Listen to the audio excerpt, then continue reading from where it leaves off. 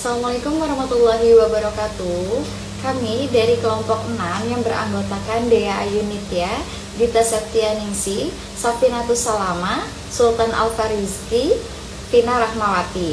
Kami akan membahas tentang prosedur audit, akun biaya dan pajak dibayar di muka.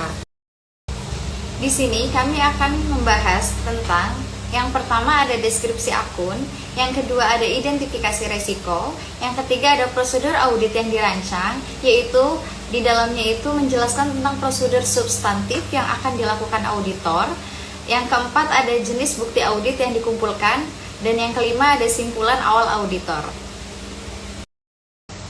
Yang pertama ada deskripsi akun. Biaya dan pajak dibayar di muka, yaitu akun aktif lancar yang mencatat pembayaran, biaya atau pajak oleh perusahaan sebelum jasa atau manfaatnya diterima. Contohnya apa aja sih? Contohnya itu ada sewa gedung, asuransi, atau pajak kendaraan yang dibayar untuk periode mendatang. Sifat transaksinya, pembayaran dilakukan di muka, manfaatnya diterima di masa depan. Nah, resiko bawaannya yaitu resiko salah saji terjadi jika alokasi waktu manfaat tidak sesuai atau terjadi pengakuan biaya yang tidak tepat waktu. Yang kedua, ada identifikasi resiko audit. Pada akun biaya dan pajak, dibayar resiko salah saji material yang mungkin muncul. Yang pertama, pengakuan beban tidak tepat waktu, yaitu seluruh jumlah dicatat sebagai beban di bulan pembayaran. Yang kedua, kesalahan amortisasi biaya, yaitu alokasi tidak sesuai masa manfaat sebenarnya. Yang ketiga, ketidaksesuaian antara dokumen dan pencatatan akuntansi, yaitu perbedaan nilai atau periode. Yang keempat, tidak dilakukan rekonsiliasi saldo biaya dibayar di muka secara berkala. Yang kelima, biaya yang dicatat ternyata tidak relevan atau tidak memiliki manfaat ekonomis bagi entitas. Prosedur yang dirancang, yang pertama ada prosedur substantif, ada vouching, periksa dokumen pembayaran yaitu bukti transfer, faktur, bukti store pajak. Yang kedua rekalkulasi, hitung kembali alokasi manfaat per bulan atau amortisasi. Yang ketiga analytical review, bandingkan tren biaya dibayar di muka dengan tahun sebelumnya. Yang keempat ada tracing, telusuri ke jurnal penyesuaian akhir, bulan, atau periode. Yang kedua ada jika relevan prosedur pengujian pengendalian internal. Yang pertama ada uji apakah perusahaan punya sistem otomatis atau penyesuaian bulanan. Yang kedua periksa SOP akuntansi untuk perlakuan atas prepaid expense. Wawancara petugas akuntansi untuk memahami proses pelaporan dan pemantauan.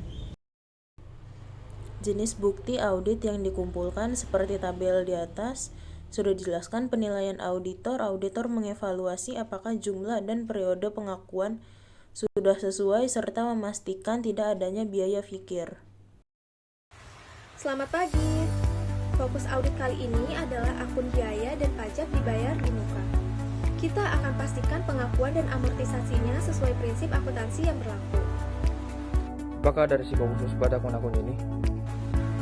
Ya, biasanya risiko terjadi jika perusahaan tidak melakukan penyesuaian secara periodik, sehingga biaya periode berjalan tidak tercatat dengan benar. Di sini saya menemukan adanya pembayaran asuransi sebesar 24 juta yang dicatat penuh sebagai beban, bukan sebagai biaya dibayar di muka. Kalau begitu harusnya hanya 6 juta yang dijadikan beban per kuartalnya, dan sisanya harus diakui sebagai aset lancar. Betul, itu akan kita catat sebagai temuan. Bagaimana dengan pajak dibayar di muka? PPh pasal 23 dibayar oleh perusahaan, tapi tidak seluruhnya dikompensasikan saat pelaporan SPT. Jadi ada potensi kelebihan bayar yang tidak dimanfaatkan. Kita perlu sarankan agar bagian pajak melakukan rekonsiliasi berkala agar tidak ada hak pajak yang terlewat. Jadi, ada dua temuan utama. Pertama, kesalahan dalam pengakuan beban asuransi yang seharusnya diamortisasi. Kedua, potensi kelebihan bayar PPh 23 yang belum diklaim. Baik, saya akan buatkan laporan temuan rekomendasinya malam ini. Baik, dan saya akan tambahkan catatan untuk penguatan prosedur rekonsiliasi pajak pada setiap akhir bulan. Baik, kita akan presentasikan ini kepada bagian keuangan minggu depan. Simpulan awal auditor, akun biaya dan pajak dibayar di muka, beresiko salah saji jika tidak ada sistem amortisasi yang memadai. Jika dokumen lengkap, jadwal amortisasi tersedia dan jurnal penyesuaian dilakukan konsisten, auditor dapat menyimpulkan akun wajar. Terus rekomendasi tambahannya ada perusahaan disarankan mengoptimasi amortisasi jika masih dilakukan manual. Evaluasi ulang SOP akuntansi agar penyesuaian dilakukan tepat waktu. Lakukan rekonsiliasi bulanan terhadap akun ini. Berikut presentasi video dari kelompok 6. Mohon maaf bila ada salah kata. Wassalamualaikum warahmatullahi wabarakatuh.